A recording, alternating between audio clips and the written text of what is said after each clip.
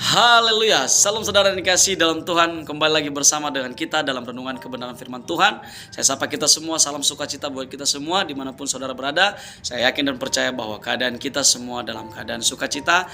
Dan biarlah penyertaan Tuhan tidak pernah berhenti dalam kehidupan kita. Saudara yang dikasih dalam Tuhan, kembali lagi kita belajar bersama-sama dalam renungan kebenaran firman Tuhan.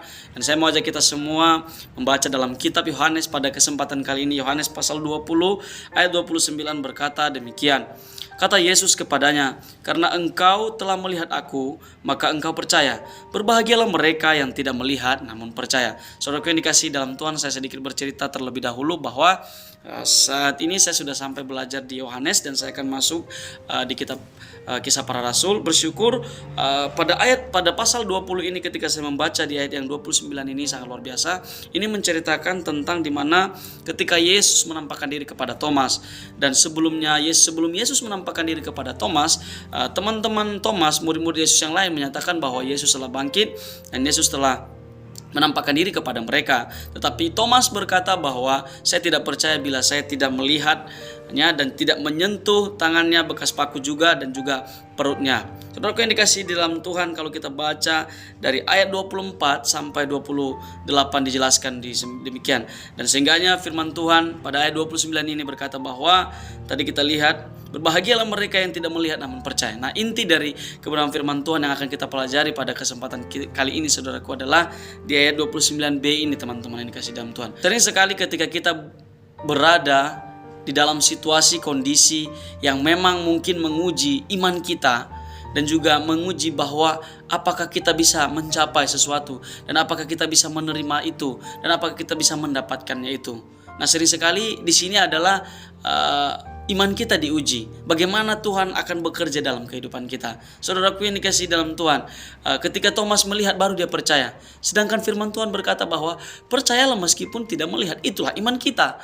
Jadi saudara, ketika kita diperhadapkan kepada sesuatu yang mustahil dalam kehidupan kita, kita perlu beriman. Iman itu mendeklarasikan kita bahwa kita percaya 100% akan penyertaan Tuhan dalam kehidupan kita. Dan ketika kita sudah menyerahkan semuanya ke dalam tangan Tuhan, percayalah bahwa semuanya baik-baik saja.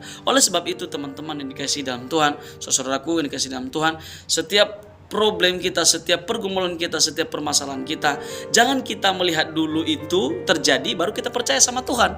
Tetapi mestinya kita harus percaya sekalipun itu belum terjadi. Pun bila itu tidak terjadi, percayalah bahwa rencana Tuhan dan sesuatu yang dari Tuhan ada yang lebih baik daripada apa yang kita pikirkan. Sekalipun dalam pribadi kita bahwa itu begitu penting.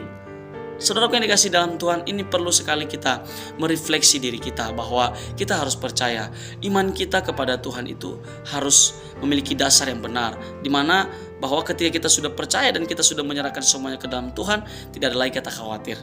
No worries. Jadi teman-teman yang dikasihi dalam Tuhan, ayat firman Tuhan ini yang kita pelajari begitu singkat, tapi saya percaya poin dan inti dari kebenaran firman Tuhan ini akan tertanam dalam pribadi kita sehingga kita boleh mengerti bagaimana Tuhan bekerja dalam kehidupan setiap kita. Oleh sebab itu teman-teman yang dikasihi dalam Tuhan, mulai detik ini cita-cita, impian dan pengharapan kita di tahun 2025 kita beriman bahwa kita akan menerimanya dan sudah menerimanya di dalam kerajaan Kristus.